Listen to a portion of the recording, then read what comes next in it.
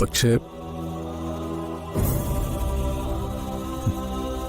നീ പറഞ്ഞ ശരിയാണെന്ന് തോന്നുന്നു.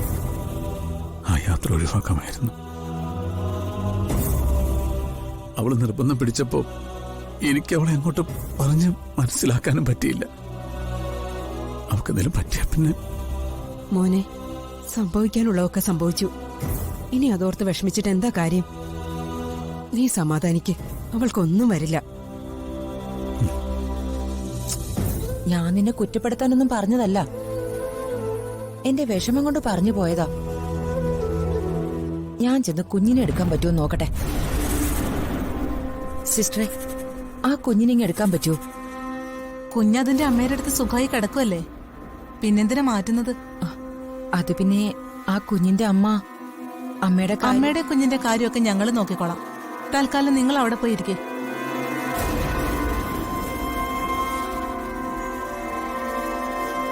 കുഞ്ഞിനെടുക്കാൻ അവര് സമ്മതിക്കുന്നില്ല.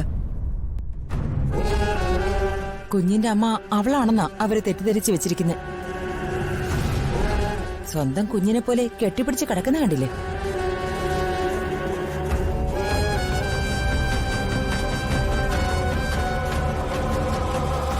നീ പ്രശ്നം ഉണ്ടാക്കണ്ട. തൽക്കാലം കുഞ്ഞവിടെ ശാന്തമായിട്ട് കിടക്കട്ടെ. നമുക്ക് പിന്നെ പോയി എടുക്കാം. റിപ്പോർട്ട് എടുക്കണം. അതിനാളെ വിട്ടിട്ടുണ്ട്. ഡോക്ടർ, ഇതാരാണെന്ന് ഓർമ്മയുണ്ടോ?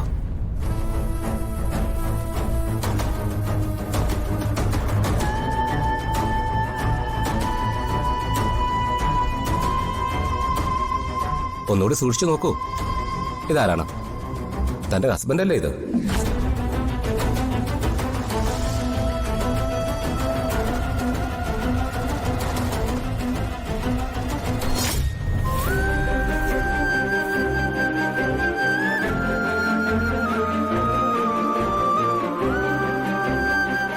ഒന്നുകൂടി ഓർത്തു നോക്കൂ. എന്താ ഹസ്ബൻഡിന്റെ പേര്?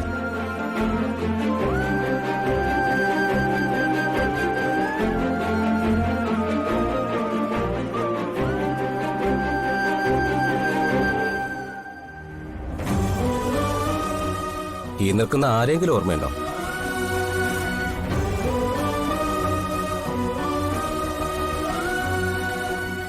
ഡോക്ടർ ഒന്ന് വരൂ. ഡോക്ടർ, ഞാൻ ഇവരുടെ ഹസ്ബൻഡല്ല. എന്നെ ഇവർ മുമ്പ് കണ്ടിട്ട് പോലുമില്ല. ഇത് എൻ്റെ അമ്മയും ചേച്ചിയാ. അവരെയും ഇവർക്ക് പരിചയം ഉണ്ടാവില്ല. നിങ്ങളെ മാത്രമല്ല, അവർക്ക് ആരും ഓർമ്മയില്ല.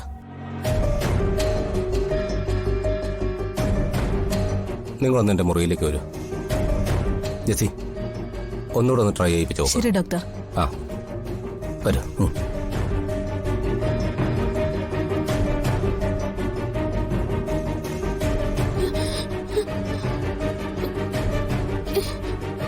രണ്ടുപേരും പുറത്തു നിൽക്കും.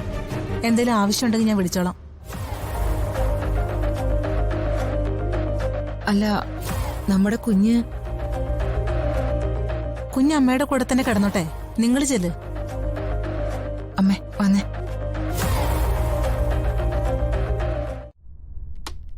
ശരിക്കും എന്താണ് സംഭവിച്ചത്? ആരാണ് പെൺകുട്ടി? നിങ്ങളുടെ കാർ ഇടിച്ചാണോ അവർ ആക്സിഡന്റ് ആയത്? ഏയ് അല്ല ഡോക്ടർ, ഞാൻ വൈഫിനെ കൊണ്ട് വരുമ്പോൾ ആക്സിഡന്റ് പറ്റി വഴി കിടക്കുന്ന നിലയിലായിരുന്നു.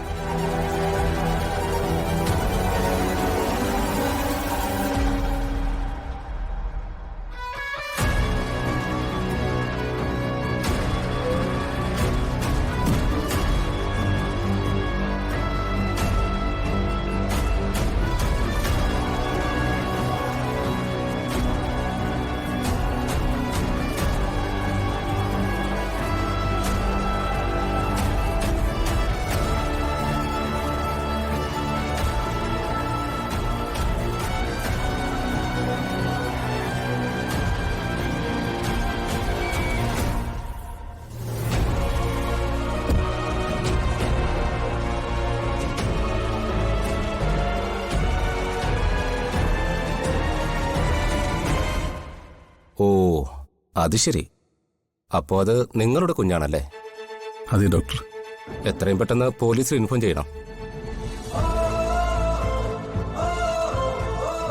ചിലപ്പോ അതൊരു മർഡർ അറ്റംപ്റ്റ് ആണെങ്കിലോ?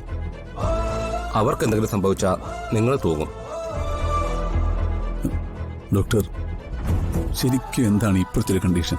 ആക്സിഡന്റ് സംഭവിച്ച ഷോക്കിൽ അവർ പഴയ കാര്യങ്ങളെല്ലാം മറന്നുപോയിരിക്കുകയാണ്. മെഡിക്കൽ ടേംസിൽ ഇതിന് പോസ്റ്റ് ട്രോമാറ്റിക് അംനേഷ്യ എന്ന് പറയും. ഈ അവസ്ഥയിൽ രോഗി അപകടം സംഭവിച്ചതും അതിനു മുമ്പുള്ള സംഭവങ്ങളെല്ലാം മറന്നുപോയേക്കാം. പുതിയ കാര്യങ്ങൾ ഓർമ്മിക്കാൻ ചിലപ്പോ സാധിച്ചു എന്നും വരില്ല. അല്ല ഡോക്ടർ, ഇത് മാറില്ലേ? മാറാനും മാറാതിരിക്കാനും സാധ്യതയുണ്ട്. ചിലപ്പോ ജീവിതകാലം മുഴുവനും അത് നീണ്ടു നിന്നൊന്നും വരാം. പക്ഷെ ഈ കേസിലൊരു വ്യത്യാസമുണ്ട്. എന്താ ഡോക്ടർ? അവർക്കൊരു കുഞ്ഞുണ്ടായിരുന്നുവെന്ന് ആ സ്ത്രീക്ക് വ്യക്തമായ ഓർമ്മയുണ്ട്. ഇപ്പോ അവർക്കൊപ്പമുള്ള നിങ്ങളുടെ കുഞ്ഞ് അവരുടെ കുഞ്ഞാണെന്നാണ് അവർ വിശ്വസിച്ചിരിക്കുന്നത്.